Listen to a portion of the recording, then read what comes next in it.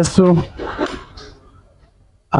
Wapendwa wangu, mimi ni Askofu Ruben Yusuf Mwala, askofu wa AICT Diocese ya Geita.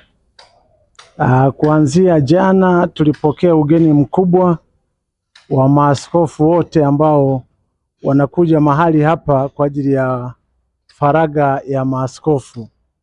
Faraga ya maaskofu ni kukumbushana utume wetu, jinsi ambavyo tunapaswa kumtumikia Mungu kwa furaha, kwa uadilifu na kwa kujitoa kabisa.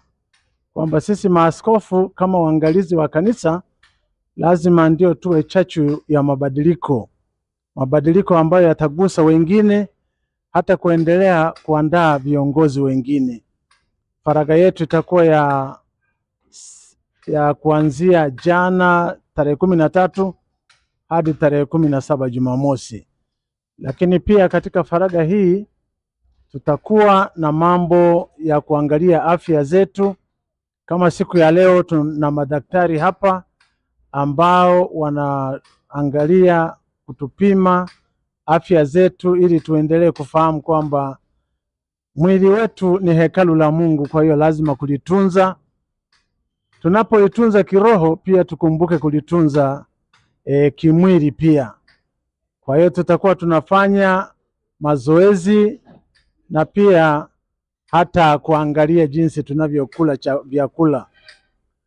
Lakini kikubwa kabisa ni kwamba tutatembelea maeneo ambayo tutajifunza uongozi. Kama mgodini kule tutaona jinsi ambavyo Mungu ameweka rasilimali nyingi na za thamani kubwa kwa ajili ya nchi yetu ya Tanzania. Lakini pia tunapomwomba Mungu kwa ajili ya maendeleo ya nchi yetu ya Tanzania, tunaomba mengine tumekwisha kuyaona, tumetembelea maeneo husika, na kwa maana hiyo tutakuwa tunaomba kwa uhalisia zaidi. Na pia tutaendelea kuombea uchaguzi wetu mkuu, maana mwaka huu ni mwaka wa uchaguzi. Tunapokutana viongozi wa ngazi ya juu ya kanisa, lazima tunakuwa na nafasi ya kumwambia Mungu kwa ajili ya uchaguzi wetu ujao, kwamba Mungu wetu atuchagulie viongozi mahiri, viongozi waadilifu, viongozi wanaomcha Mungu, viongozi ambao kwa kweli kutokana na kumfahamu Mungu kwamba anatuona kila wakati na kila mahali, basi watatumika kwa ajili ya maendeleo ya Tanzania kwa ujumla. Kwa hiyo tutakuwa na kipindi cha kuomba kwa ajili ya uchaguzi. Si hivyo tu, pia tutatembelea kama huko kwa hayati Rais Magufuli, rais wa awamu ya 5 katika Jamhuri ya Muungano wa Tanzania.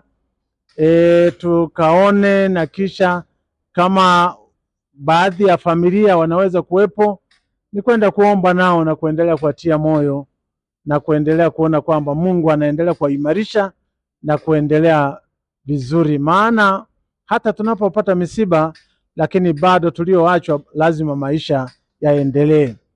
Hapa kwenye diocese yetu ya Geita tutawachukua viongozi hawa kufika kwenye miradi mikubwa ambayo tunaifanya ili wakapate kuomba pamoja na sisi.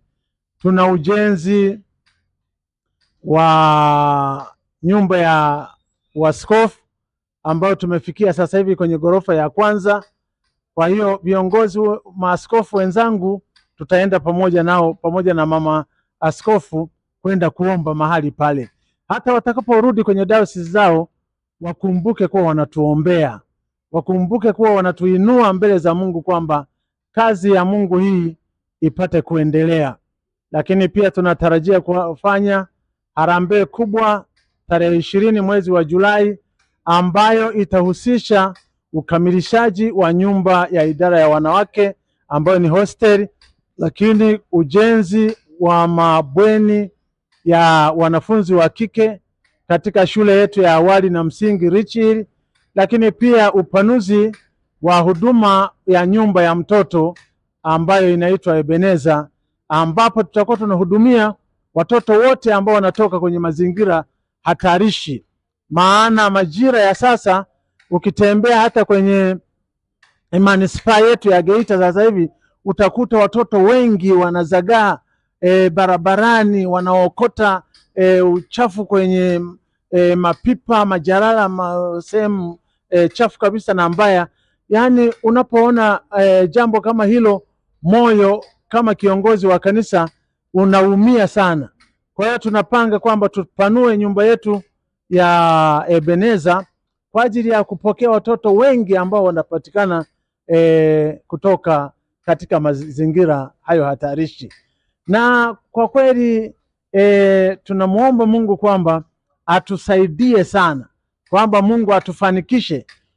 Tuna ujenzi wa makanisa, tuna upandaji wa makanisa ambapo sehemu hazina makanisa. Kwa mfano mkoa wa Kagera tumepanga kwamba tuelekeze nguvu kule, maana kuna maeneo ambayo hana makanisa kabisa, na tumekwisha kutembelea, tumekwisha kuyafanyia survey, utafiti kwamba kama kule Kerwa tunapanga kufungua makanisa mengi iwezekanavyo, lakini pia hata Ngara kule bado kuna maeneo mpaka mpakani kule, mpaka wa Uganda, mpaka wa Rwanda na Burundi, kote huko kuna maeneo ambayo hayana makanisa kabisa. Ndio nguvu yetu tunaielekeza huko.